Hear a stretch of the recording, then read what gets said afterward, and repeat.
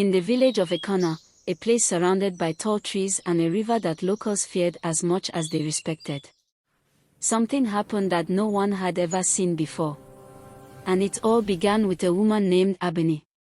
If you are intrigued by the mysteries of African folklore, make sure you hit that subscribe button now so you don't miss the secrets yet to be revealed. Ebony had always been known as gentle, soft-spoken, and blessed with a smile that made others feel at ease. Married to Odigon, a hardworking farmer who adored her, her life had been simple and peaceful until the years began to pass and no child came. People whispered behind her back. Some said she was cursed.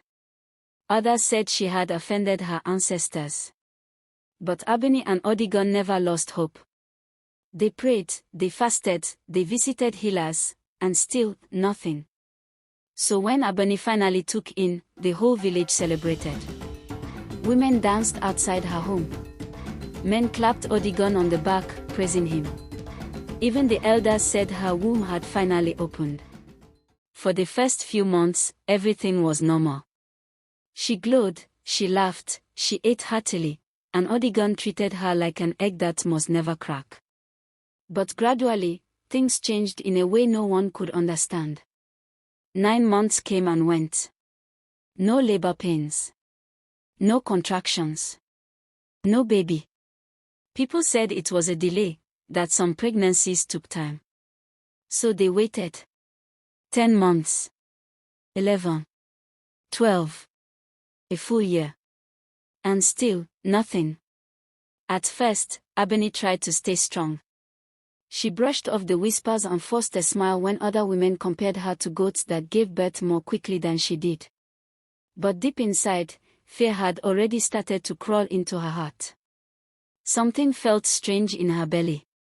Some nights it felt too heavy, like a stone pressing downward, and other nights it felt almost too light, as if something inside her was floating. She never told anyone. She didn't want to frighten her husband.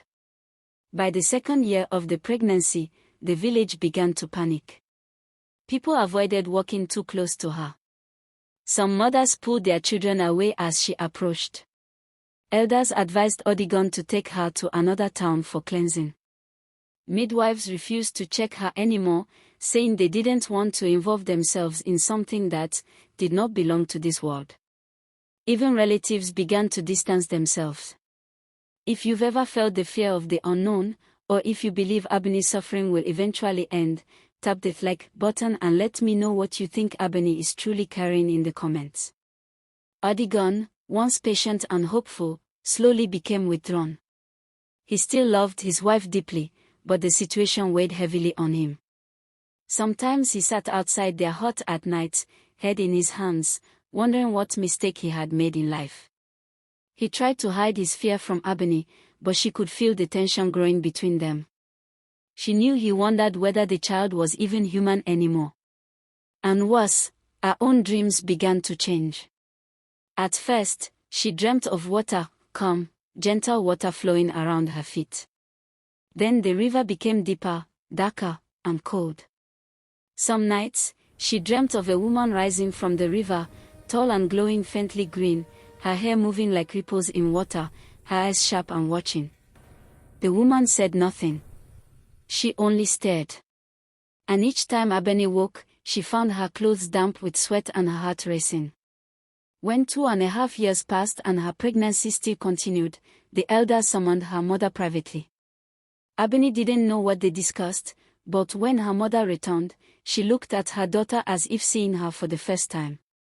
Something old and heavy filled her eyes, fear, guilt, and a secret she had carried far too long.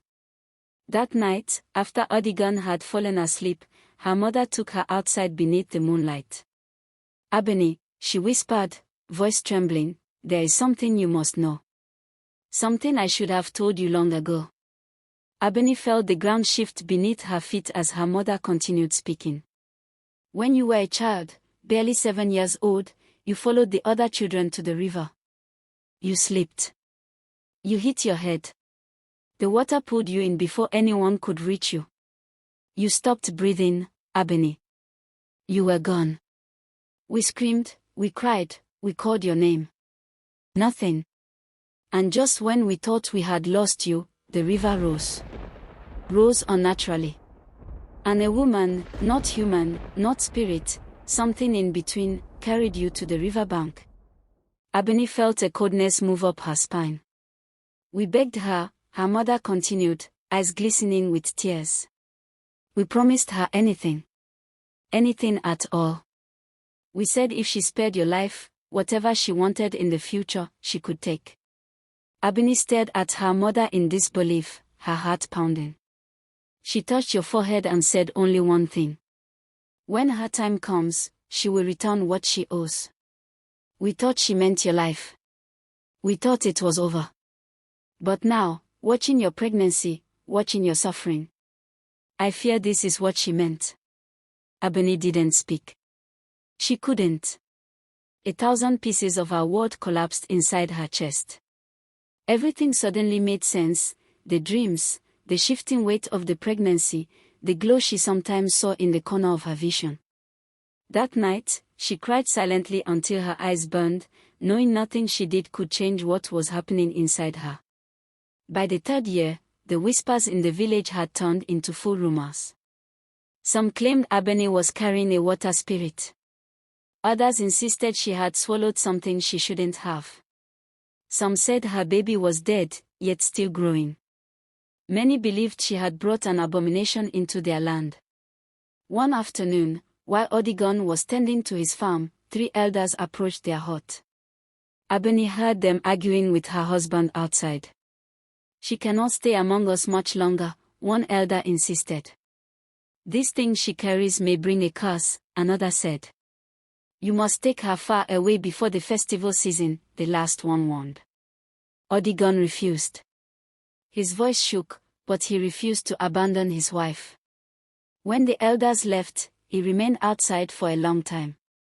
When he eventually came in, his eyes were tired and swollen. He sat beside her, held her hand, and whispered, "No matter what happens, I will not leave you." But she heard the fear beneath the bravado. She knew he was drowning too. Then, one night, while the wind howled like a grieving spirit, Ebony felt something she had not felt in 3 years, a sharp wave of pain, deep and sudden.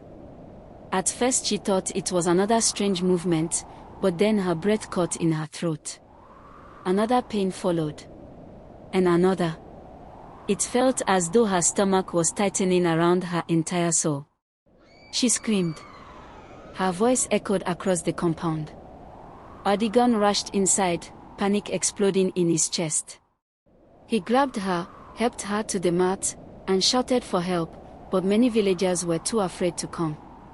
Only 2 women and an old midwife dared approach. The night grew colder. The sky turned darker than usual. Wind whirled around the hut, lifting dust into spirals. The river nearby roared louder than it had in years. Inside the hut, Ebony fought for her life. Her body shook violently as the contractions tore through her. Sweat drenched her skin. Her fingers dug into the mat, and she screamed until her throat burned. The midwife prayed under her breath. One of the helpers fled halfway through. The other stayed but cried uncontrollably. And then something strange happened. The moment the baby crowned, the room grew eerily calm. No sound except the deep, steady breathing of Ebony struggling to push. The wind outside slowed. The river quieted. Time itself felt like it held its breath. Finally, with one final cry, the baby slipped out. There was no newborn's wail. No trembling limbs. Instead, a soft, warm glow filled the room. The women gasped. The child's skin shimmered a gentle teal green, not fully human and not fully spirit. Its tiny eyelids fluttered open, revealing golden brown eyes that glowed faintly, calm and aware. Odigon stepped back in terror, tears filling his eyes. He couldn't understand what he was looking at. The midwife dropped to her knees, whispering prayers. The helper hid behind a stool, trembling. Ebony, exhausted and trembling, reached out instinctively. The midwife hesitated, then placed the baby gently in her arms. And the moment the child touched her skin, everything changed. Ebony's breath hitched. Her head tilted slowly, unnaturally, as if pulled by invisible strings. Her back arched slightly, and then her eyes snapped open. They were completely white. Not rolled back, white. Glowing. Bright. Cold. The helper screamed and ran out of the hut. Odigon stumbled backward, calling her name, but she didn't seem to hear him. Her lips parted, and a sound slipped out. Then another. Then an entire stream of words poured from her throat, fluid, rapid, ancient. She spoke in a strange language no one had ever heard. Her voice layered with something deeper, something older than the village itself. The words spilled out like rushing water, as though a spirit was speaking through her, using her body as a vessel. The baby in her arms watched her silently, its golden eyes unblinking, as if it understood every syllable she uttered. The hut trembled. The air thickened. The remaining midwife threw herself to the floor, covering her ears and wailing prayers. Odigon tried to hold his wife, but his hands shook too violently to touch her. The chanting grew louder, faster, almost beautiful in a terrifying way. And then, just as suddenly as it had begun, it stopped. Ebony gasped, her back falling against the mat. Her eyes returned to normal. Her breathing steadied. She blinked slowly, confused, unaware of what had just happened. What happened?" she whispered weakly. No one answered. Because no one knew. Outside, the river roared once, loud, deep, almost like a call. And then it fell silent. The villagers would later swear that the moment the baby was born, the river changed color for a few seconds. Others claimed they heard a woman laughing softly from beneath the water. Some insisted the baby's eyes glowed brighter whenever the river was mentioned. But the truth was simple and heavy. A debt had been collected. And something ancient had returned. Was that what spoke to Ebony? What did she say? Who was she speaking to? And more importantly, what exactly had she just awakened? No one knew. Not yet. But every single person in that room felt it in their bones that this was only the beginning. If you want to follow this mystery as it unfolds, make sure you like this video, subscribe, and turn on notifications, because what comes next might be even more terrifying than what you've just heard. And don't forget to drop a comment below. What do you think spoke through Ebony? Your guess might be closer to the truth than you think.